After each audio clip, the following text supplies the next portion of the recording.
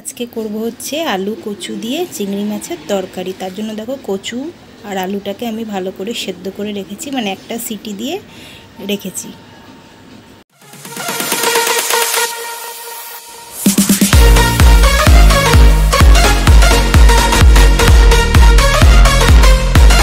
দেখো বন্ধুরা, নিয়েছি সাথে চিংড়ি মাছ। চিংড়ি মাছটাকে আমি ভালো করে ধুয়ে নুন হলুদ মাখিয়ে রেখেছি।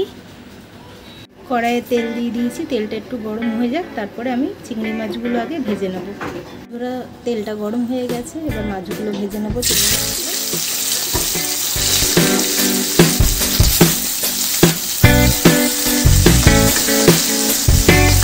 খুব বেশি কড়া করে ভাজবো না, নাহলে শক্ত হয়ে যাবে, হালকাই ভাজবো।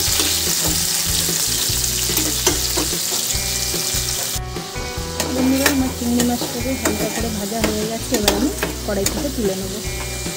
চিংড়ি মাছ ভাজা তেলেই আমি একটা বড় সাইজের পেঁয়াজ কুচি দিয়ে দিচ্ছি। এটাকে ভালো করে আমি ভেজে নেব। পেঁয়াজটাও ভালো করে ভাজা হয়ে গেছে, এবার এর মধ্যে দিয়ে দেবো 1 চামচ আদা রসুনের পেস্ট। এটাকেও ভালো করে একটু কষিয়ে নেব।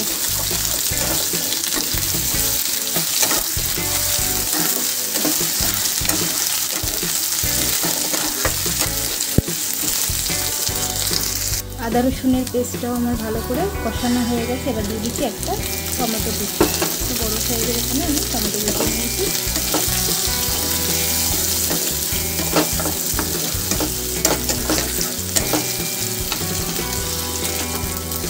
সাথে দিয়ে দেবো কটা চেরা কাঁচা লঙ্কা।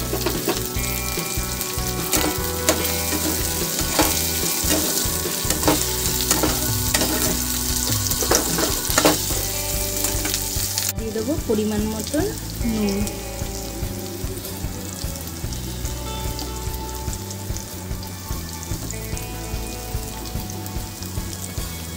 দিয়ে দেবো হলুদ গুঁড়ো।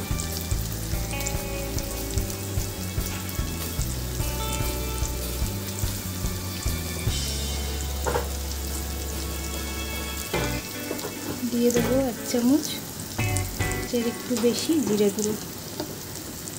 দিয়ে দেবো ধনে গুঁড়ো। দিয়ে দেবো কিছুটা কাশ্মীরি লঙ্কার গুঁড়ো।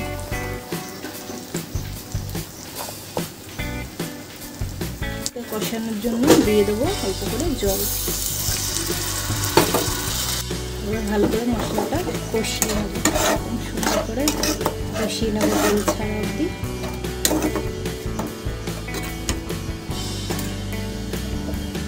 দেখো বন্ধুরা, মশলা দিয়ে বেশ তেল ছেড়ে দিয়েছে, এবার আমি সেদ্ধ করা কচু আলুটা এর মধ্যে দিয়ে দিচ্ছি।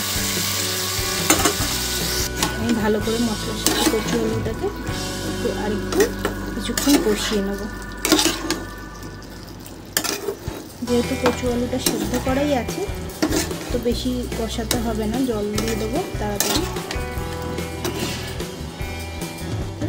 চিংড়ি মাছটাও আমি দিয়ে দিচ্ছি। চিংড়ি মাছটাকেও আমি কষিয়ে নেব সব একসাথে। কচু আলু চিংড়ি মাছ সব এবার একসাথে আমি কষিয়ে নেব।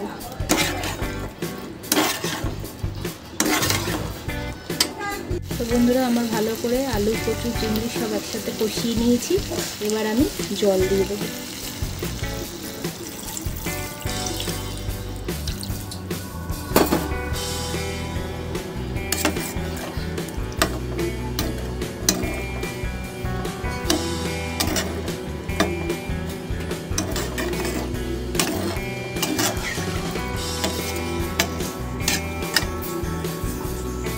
ঝোলটা ফুটে উঠুক, তারপর আবার ফিরে আসছি।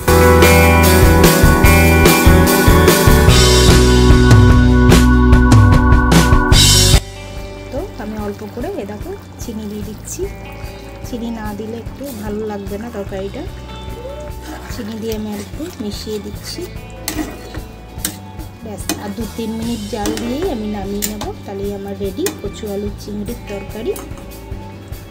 তো বন্ধুরা, আমি হাই ফ্লেমে আরও 2-3 মিনিট ভালো করে জাল দিয়ে নিলাম। তো আমার একদম রেডি হয়ে গেছে, এবার আমি তরকারিটা নামিয়ে নেব। তো বন্ধুরা দেখো, আমি বাটিতে সার্ভ করে নিয়েছি কচু আলুর তরকারিটা।